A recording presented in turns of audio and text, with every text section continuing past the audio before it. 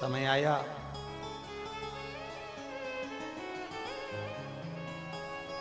शिव तत्व की प्राप्ति, ओगड़दानी की प्राप्ति।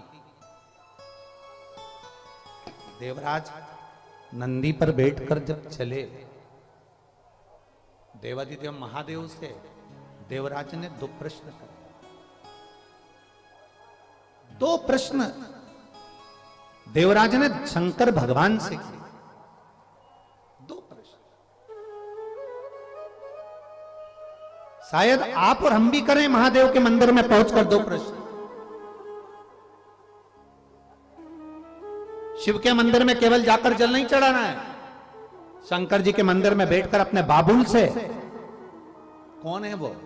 आपका पिता, आपका बाबुल, मेरा बाबा, मेरा पिता। शिव के मंदिर में जब भी जाना तो ये सोच कर जाना कि आप किसी दूसरे के दरवाजे पर नहीं जा रहे हो, अपने मायके में जाकर अपने पिता से बात करने के लिए जा रहे हो, अपने पिता के पास। जब शिव के पास जाओ तो दो प्रश्न तुम्हारे भी होना चाहिए देवराज जैसे। देवराज ने दो प्रश्न महादेव से किए।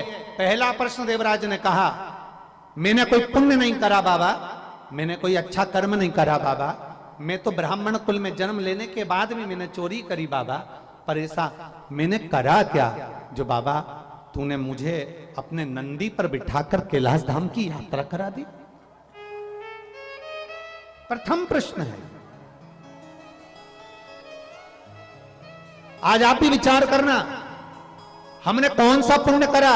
शंकर जी का गंगा के घाट पर बैठकर विचार करना। दो प्रश्न आपके भीतर होना चाहिए जो देवराज के भीतर थे।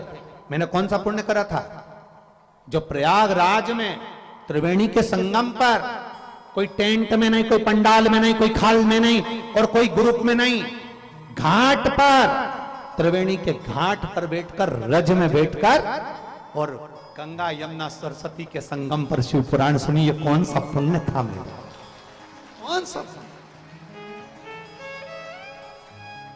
आज सत्य बात कहे ना, इंद्र देवता को भी जलन हो रही होगी। आज इंद्र देव को भी जलन हो रही होगी, ईर्ष्या हो रही होगी इंद्र देवता को। भरोसा नहीं, कल आनी जा, इसका क्या भरोसा? ईर्ष्या हो, बरस जाए, उसका क्या ठिकाना? इंद्र को भी ईर्ष्या अंदर से हो रही होगी और इंद्र भी सोच रहे होंगे कि इतना पुण्य इकट्ठा अगर इन लोगों ने कर लिया, और पुण्य अगर वो कहते हैं ना कि व्रत पूरा हो जाता है तो भगवान को आना पड़ता है, इसलिए भगवान क्या करते हैं कि आपके व्रत को सफल नहीं होने देते। एकादशी का व्रत है, सोमवार का व्रत है, पशुपति व्रत है, तुम कहते हो मेरे को ये नहीं खाना, मेरे को वो नहीं खाना, पर व्रत वाले दिन तुम्हारे को भगवान इतना गुस्सा दिला देता है, इतना गुस्सा दिला देता है कि तुम्हारे मुंह से अपशब्द निकल जाता है और फिर तुम्हें वो कथा याद करना चाहिए विक्रम और बेताल की, तू बोला मैं चला। उसी तरह व्रत वाले दिन तुम्हारे मुख से अपशब्द निकला,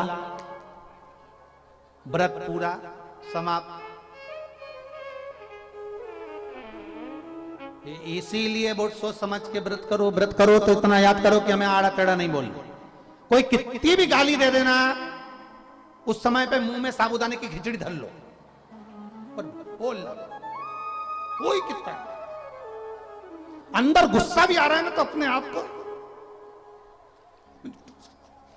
बोलना नहीं, बोला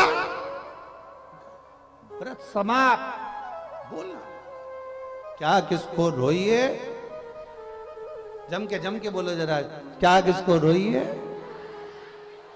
आग लगे बस्ती में, अलमास आनंद में।